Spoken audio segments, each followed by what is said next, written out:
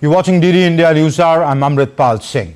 On to our big story of the day. India's top court on Friday rejected pleas seeking cross-verification of votes cast using the EVMs or the electronic voting machines and the voter verifiable paper audit trail, which is called as VVPAT in common parlance. The court also rejected a return to the ballot paper system for elections. The court said it had discussed the protocols and technical aspects and therefore rejected the request for 100% verification of EVM votes with VVPAT slips.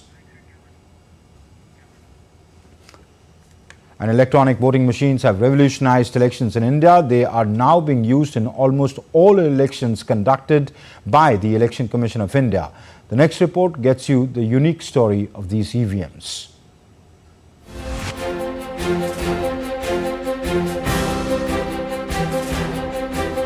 Electronic voting has become a hallmark of elections in India. Voting is done through the electronic voting machine or the EVM, which is a device used to electronically record and count votes. The Indian EVM system is also called ECI EVM, meaning an EVM specifically designed, manufactured indigenously and used as per the Election Commission's rule. EVMs were first used in the Parur Assembly constituency in the southern state of Kerala in 1982. They were used in all 543 lower house constituencies during the 2004 general elections. An EVM consists of the ballot unit and control unit. To make the system more transparent, the voter verifiable paper audit trail or VVPAT was introduced. It was used across all the constituencies during the 2019 general elections. So how does an EVM-VVPAT work? People cast their vote by pressing the button on the ballot unit next to the name and symbol of the candidate of their choice. A paper slip showing the details of the candidates is generated and is visible for about 7 seconds through the transparent window of VVPAT. The ECI EVM can record a maximum of 2,000 votes. To better understand EVM's efficiency, it is important to look at how they fare in comparison to paper ballots, which were earlier used in general elections. Since voting is done by pressing a button, there is no invalid vote unlike the paper ballot system, in which votes may become invalid due to improper marking. An EVM can record up to 4 votes per minute, giving security forces ample time to respond to any booth capturing attempt. In the paper ballot system, there have been incidents of ballot boxes being stuffed with fraudulent votes. Counting of votes recorded in EVMs usually takes less than a day, while in paper ballot systems, manual counting can last for weeks. The use of EVMs reflects the evolution of the Indian electoral process with changing times and technology.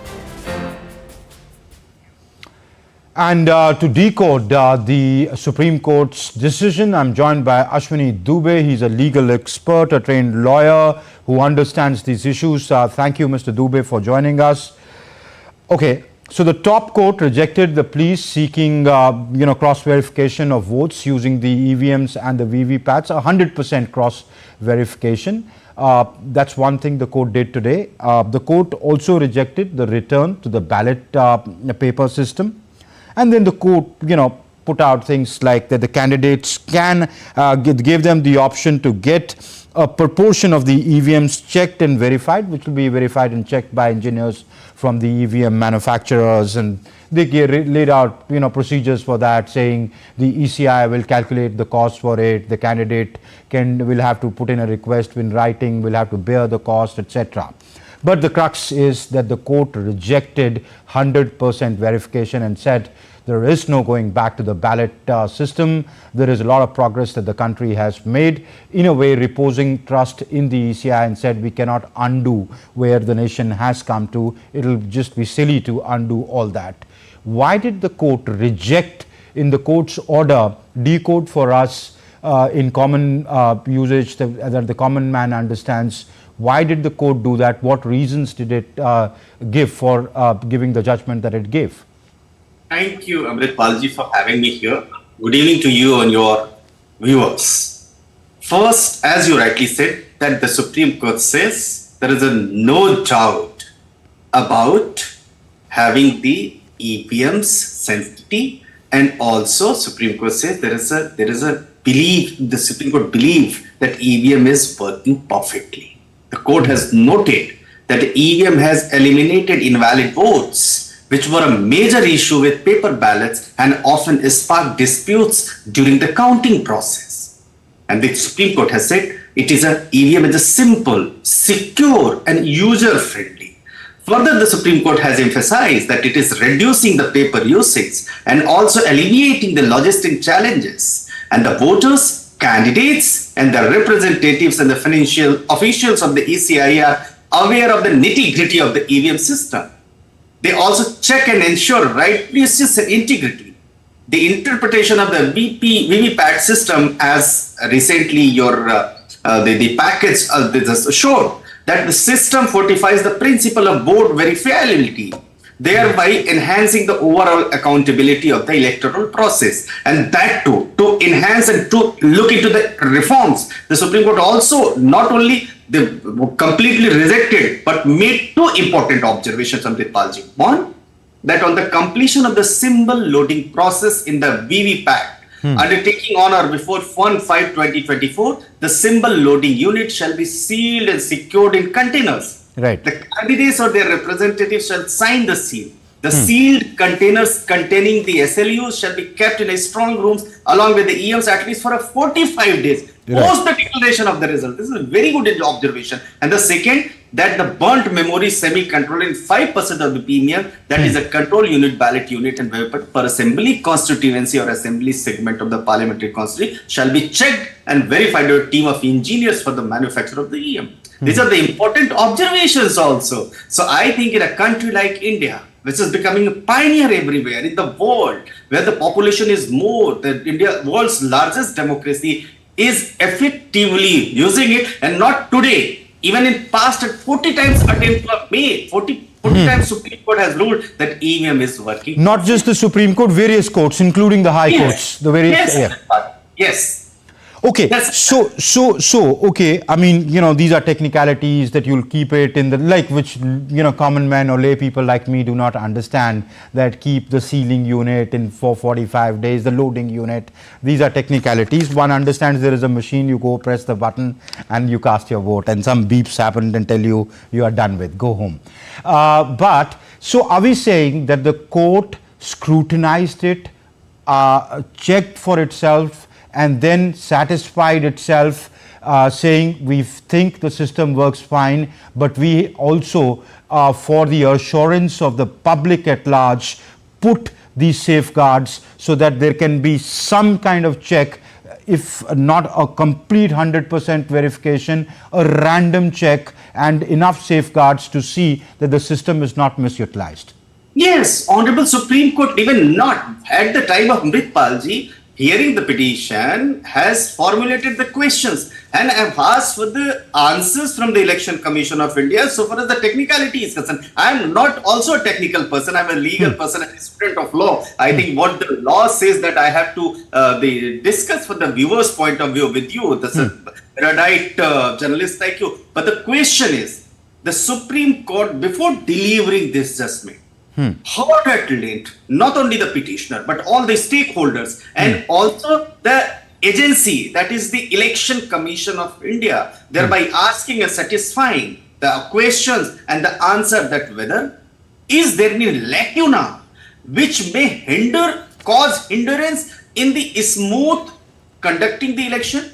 But the Supreme Court when found that the ballot paper system was not perfectly efficiently working, but the EVM is working perfectly. Okay. And judgment, this is one. And the second, Justice Deepankar Datta judgment is also significant, which I think that must be looked into. If I read from Justice Deepankar Datta's judgment, it says in its order, it says it is of immediate relevance to note that in the recent years a trend has been fast developing of certain vested interest groups endeavoring to undermine the achievements and accomplishments of the nation earned through hard work and dedication of its sincere workforce. Why would the court be so miffed to go and say, well, there are vested interests at play?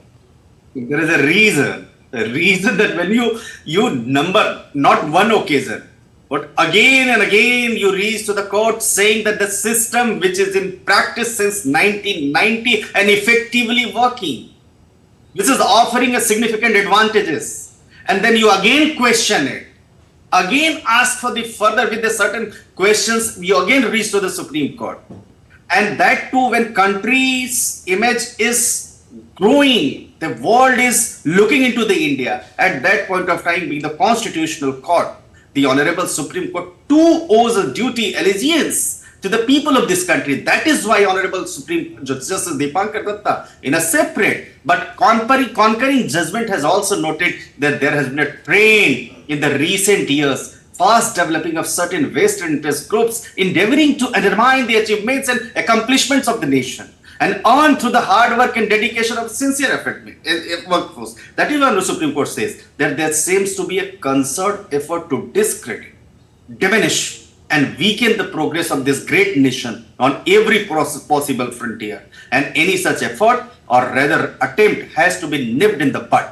No constitutional court, far less this court, would allow such attempts to succeed as long as it has to say in the matter. That is the important observation, Amrit Palji. And I and you too agree, being the citizen, as a citizen of this country, that the Honorable Supreme Court's this observation has a meaning, that why time and again the course of the constitutional authorities are being used, I would say misused and abused by the people with the vested interest to succeed in their anterior goals.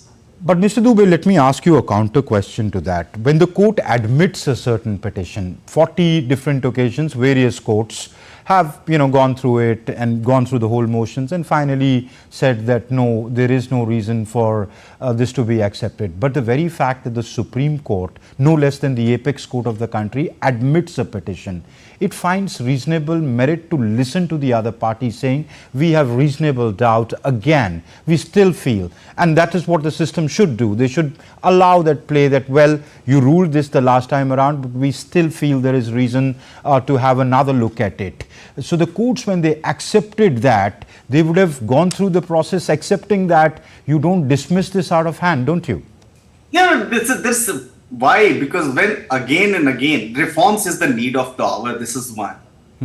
Two, that we are developing country, we are growing fast, and so far as that there are possibility of any misuse, and that has to be checked by the constitutional court. So whenever any petition is filed with certain reasons, the court has to look into and satisfy its questions and the curiosity as has been asked by the questions which has been raised in the petition by the Supreme Court. And that is why dismissing in limine would definitely arise a question. But when you ask all the stakeholders to put forth their points before the court, saying that why the allegations which has been labeled should not be looked into as a genuine one, and ask the stakeholders like the agency, Election Commission of India is ensuring the free, fair, impartial election under the Representation of People Act, and also the Union of India, which is looking into being the parental body, and also the stakeholders who are saying that this needs to be looked into because this is the loophole. And that is why the Honorable Supreme Court should ask all the stakeholders, the answering respondents, that you file your reply and satisfy us. And that is what the Honorable Supreme Court heard it, framed the legal questions and decided it, and saying that as of now, it is working perfectly, efficiently, and it is required for the larger interest of this country. Absolutely. And a very important observation that the court also made was that the sanctity of the process must be maintained by the end of it. Mr. Dubey, many thanks for joining us and giving us a clarity and helping us understand what the Supreme Court ruled today. Thank you.